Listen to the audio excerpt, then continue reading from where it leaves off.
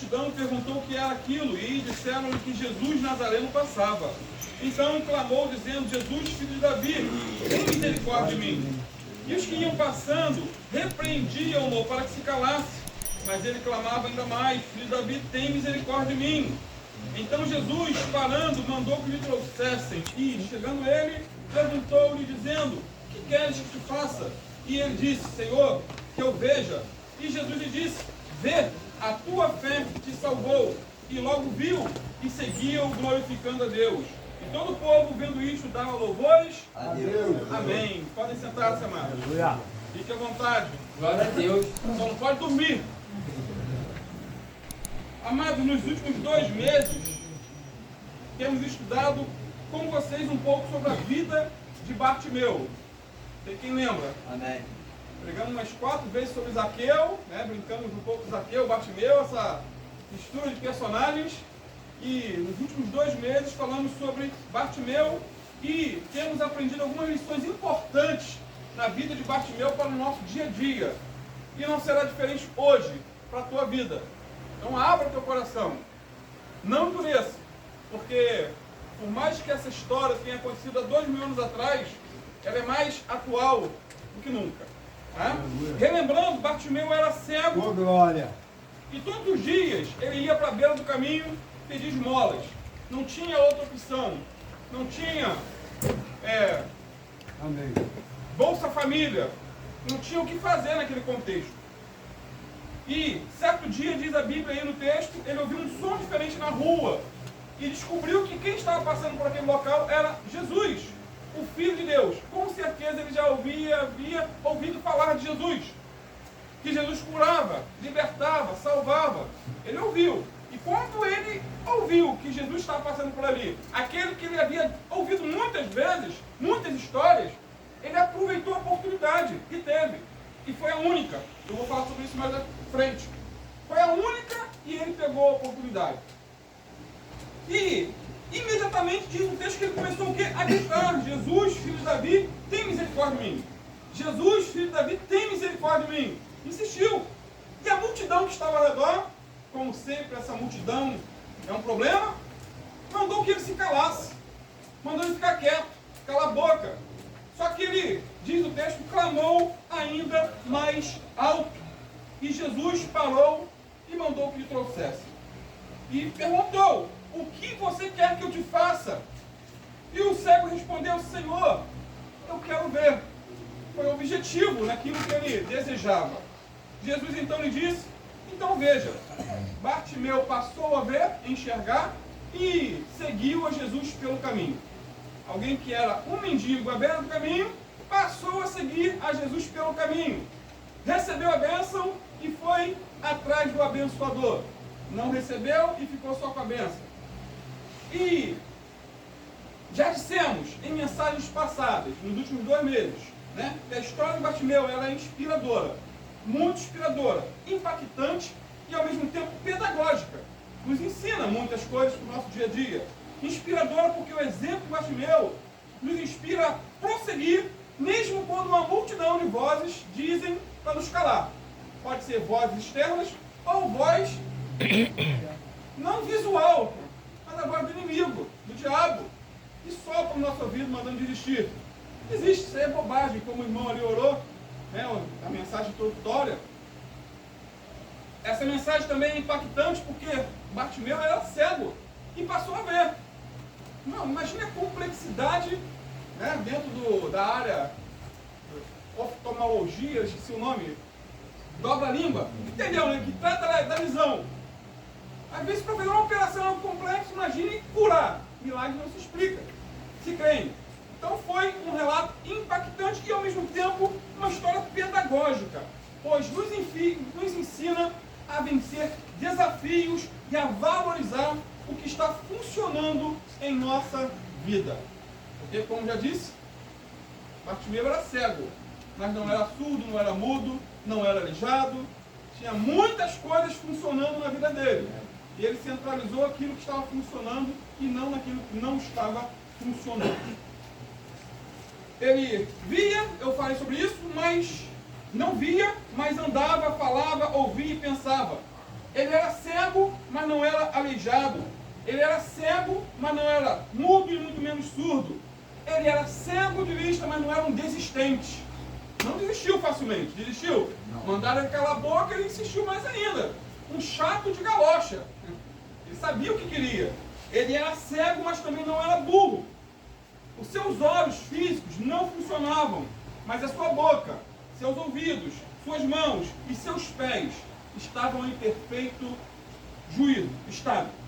Então já vimos que Bartimeu era cego, mas não aleijado, e muito menos surdo e mudo. Hoje, nós veremos que Bartimeu era cego, mas não era um desistente. Cego, mas não desistente.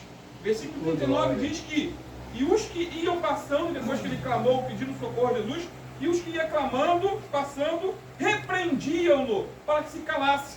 Mas ele clamava ainda mais: Filho de Davi, tem misericórdia de mim. Ou seja, quando ele começou a clamar, uma multidão o mandou calar. No entanto, a Bíblia diz que ele clamava mais alto ainda, dizendo: Filho de Davi, tem misericórdia de mim. Filho de Davi, tem misericórdia de mim. Amado, Bartimeu não desistiu de clamar a Jesus por causa da multidão. Ele era cego, mas não era mudo. Ele não podia ver, não, mas podia clamar, podia orar, podia pedir, implorar por socorro a quem podia socorrer. Ele era cego, mas não desistente. O que é uma pessoa desistente? É aquele que desiste, que retrocede, que desanima, que volta atrás facilmente ao ver a primeira barreira, ou uma multidão de vozes. Bartimeu não era desse tipo de pessoa. Essa não era a marca de Bartimeu. Como já disse, ele era um chato, insistente, persistente, perseverante. E há exemplos e mais exemplos na história de pessoas que também insistiram em conseguir algo humano na terra. Bartimeu queria algo sobrenatural, a cura dos olhos e a cura espiritual. Mas dentro de uma perspectiva humana, há exemplos do mundo secular que podem ser usados como exemplo para a nossa vida. Por exemplo, Abraham Lincoln, um dos maiores e melhores presidentes dos Estados Unidos, tinha a marca da perseverança. Ele tinha as costas grossas, como diz o ditado. Era um homem perseverante. Ao longo da sua vida, sofreu muitas e muitas derrotas, perdas, frustrações. Mas era chato, insistente, persistente. Ele nunca desistiu de seu sonho de ser presidente dos Estados Unidos. Mas até chegar na cadeira presidencial, queridos, ele precisou passar por muito sofrimento, muita decepção, muita frustração. Por exemplo, em 1818 sua mãe morreu. 1831 ele fracassou nos negócios. 1832 concorreu a deputado estadual, perdeu. Em 1832 também perdeu o emprego. 1833 tomou dinheiro emprestado para começar um negócio e por volta do final do ano estava falido. O negócio quebrou. Consequentemente, passou os últimos 17 anos pagando dívidas, por causa do empréstimo que tinha feito anteriormente. 1834, candidatou-se novamente a deputado estadual e dessa vez foi vitorioso, pelo menos uma vitória, em meio a tantas perdas. Em 1835, sua noiva morreu e ele ficou desolado. 1836 teve um colapso nervoso e ficou acamado durante 6 meses. 1838 foi indicado para porta-voz da Câmara Estadual e foi derrotado. 1840 indicado para o Colégio Eleitoral e foi igualmente derrotado. 1843 candidato ao Congresso, perdeu. 1846 candidato ao Congresso novamente, dessa vez ganhou. Foi a Washington e fez um bom trabalho. Então, em meio a muitas perdas, teve poucas vitórias, humanamente falando. 1848 foi candidato à reeleição para o Congresso e enfrentou nova derrota. 1854, candidato ao Senado dos Estados Unidos, perdeu a eleição. 1856, tendo solicitado a indicação para vice-presidente da Convenção Nacional do seu partido, obteve menos de 100 votos. Ninguém acreditou nele.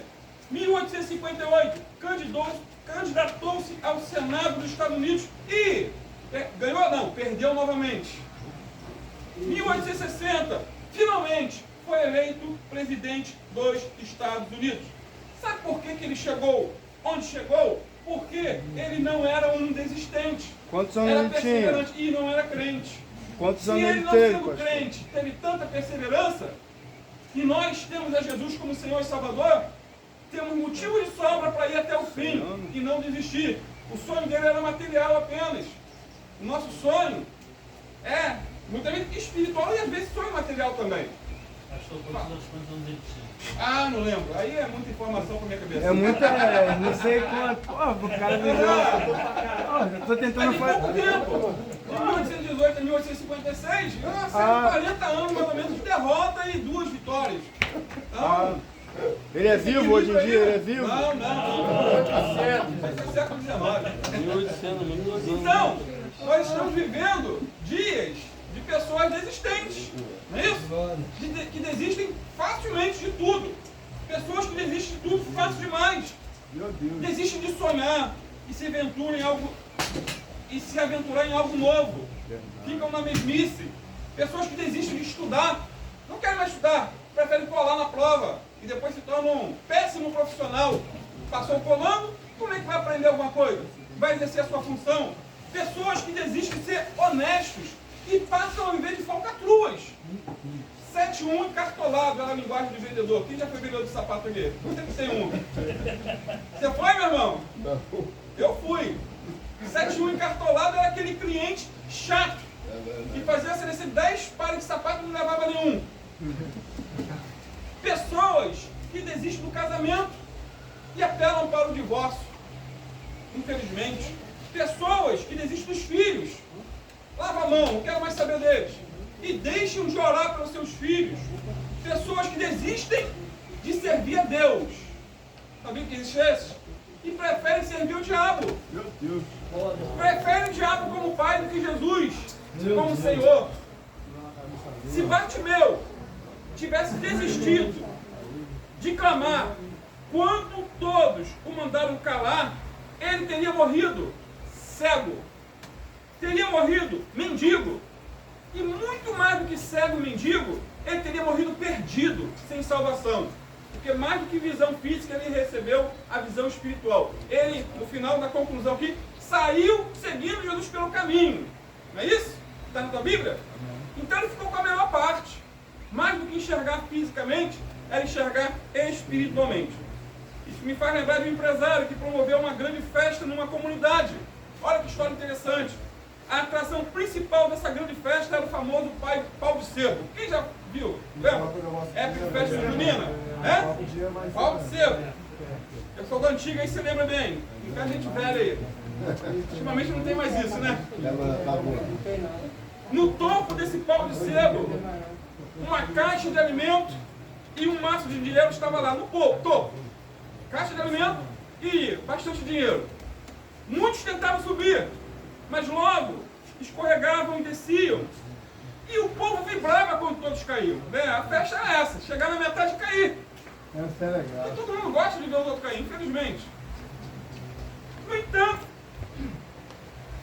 o dono da festa sugeriram que cortasse o pau de sebo. Estava muito alto, se cortasse, de repente alguém ia conseguir chegar ao topo. Só que, em meio a essas conversas, ao que fazer, no meio daquela multidão, um menino descalço, sem camisa e franzino, olhou para o alto e viu uma caixa de alimento. E viu também o dinheiro. Não pensou 2 vezes. O olhinho chegou a brilhar. Né? Dinheiro e alimento. Sem pensar 2 vezes, ele abraçou o poste e começou a subir. O povo incrédulo começou a gritar: desce, desce, você não vai conseguir. Ninguém consegue. Todos tentaram e ninguém conseguiu. Você não vai conseguir também. Mas ele não estava nem aí. Continuou. Quanto mais a multidão o desencorajava, mais ele insistia e prosseguia em subir. Porque, meu irmão, a verdade é para descer, como diz o ditado, todo santo ajuda, não é? Subir é difícil. Se levantar espiritualmente é complicado. Ter uma vida de oração, jejum e leitura da Bíblia não é fácil. É uma batalha. Então, para descer é fácil. A própria lei, né, da gravidade nos empurra para baixo. Você está aqui em pé, para baixo, porque a lei já está te botando para baixo. E, por fim, e para o espanto de todos, o menino alcançou o topo, pegou o maço de dinheiro, pegou a caixa de alimento com muita dificuldade e desceu. Desceu e foi correndo para casa. E todos queriam saber qual era o segredo daquele menino para conseguir chegar aonde ele chegou. E foram perguntar ao pai qual era o segredo. E o pai respondeu: são dois os segredos que levaram meu filho ao topo do mastro e pegar o alimento e a caixa com o dinheiro. O primeiro segredo foi a fome.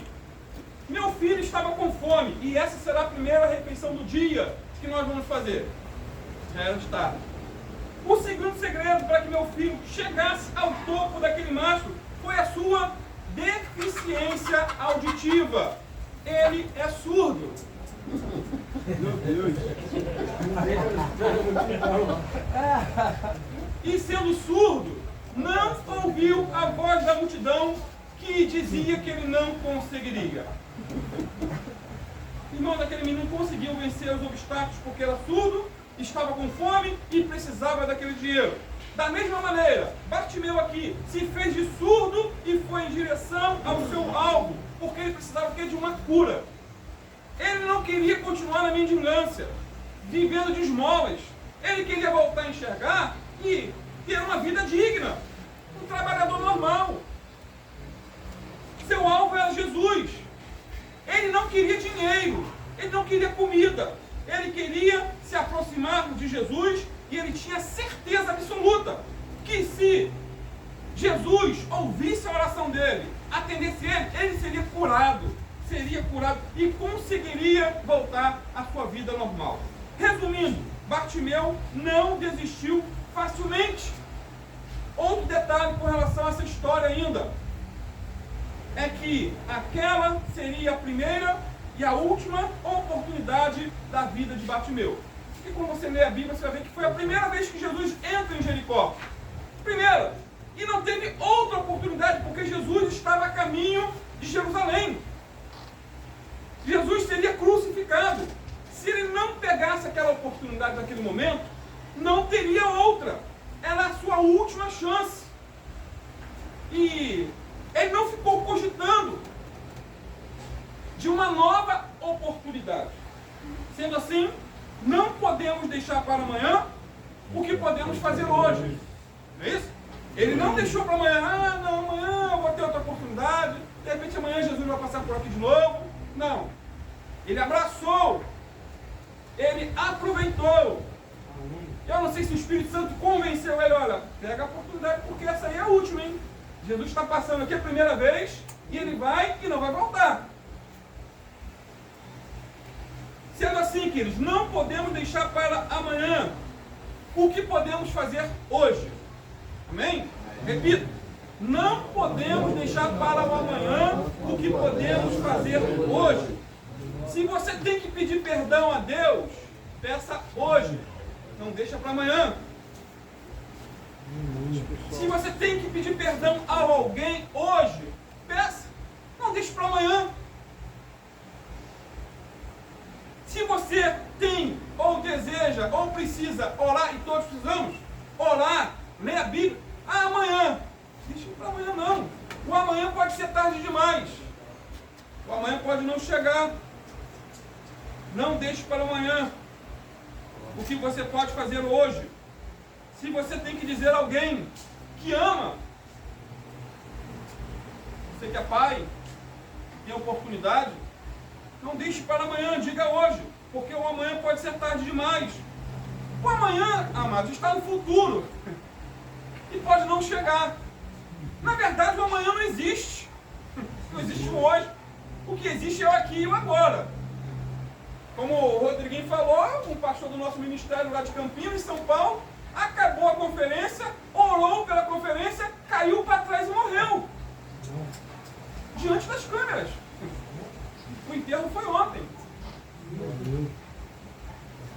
Morreu para estar com Cristo, que é infinitamente melhor. A ênfase aqui é, não deixe para amanhã. Ele morreu e temos convicção que ele morreu preparado. Eu te pergunto, você está preparado? Certa feita eu li um texto que mexeu bastante comigo e eu compartilhei no grupo de pastores, hoje. O título era, e se não houver amanhã? É uma pergunta, né? E se não houver amanhã? É um texto bem interessante, ouça. Talvez você já conheça. Diz assim, se eu soubesse que essa seria a última vez que eu veria você dormir, eu aconchegaria você mais perto e rogaria ao Senhor que a protegesse. Se eu soubesse que essa seria a última vez que veria você sair pela porta, eu a abraçaria, a beijaria e chamaria de volta para abraçar e beijar um pouco mais. É um esposo falando para a esposa. Se eu soubesse que essa seria a última vez que ouviria sua voz em oração, eu filmaria cada gesto, cada palavra, para que eu pudesse ver e ouvir de novo, dia após dia. Se eu soubesse que essa seria a última vez, eu gastaria um minuto extra ou dois para dizer, eu te amo. Ao invés de assumir que você já sabe que eu te amo, eu diria, eu expressaria meu amor para você. Se eu soubesse que essa seria a última vez, eu estaria ao seu lado partilhando do seu dia. Ao invés de pensar, bem, tenho certeza que outras oportunidades virão, então eu posso deixar passar esse dia. Então amanhã eu digo que amo. Amanhã eu provo meu amor. É claro, diz a carta, que talvez haverá um amanhã para fazer uma revisão e nós teremos uma segunda chance para fazer as coisas de maneira correta. É claro que talvez haverá outro dia para dizermos um para o outro, eu te amo. E provavelmente haverá uma nova chance de dizermos um para o outro, posso te ajudar em alguma coisa? Mas, no caso de eu estar errado, e hoje ser o último dia que temos, eu gostaria de dizer o quanto eu amo você. Essa foi a carta de um marido para uma esposa.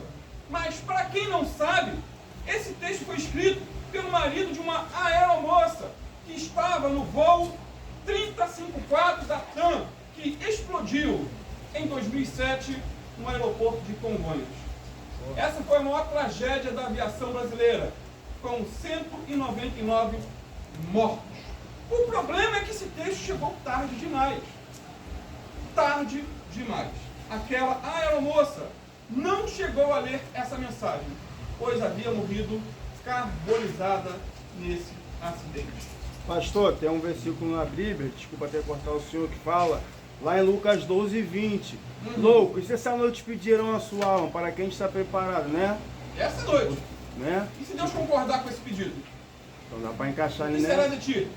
É.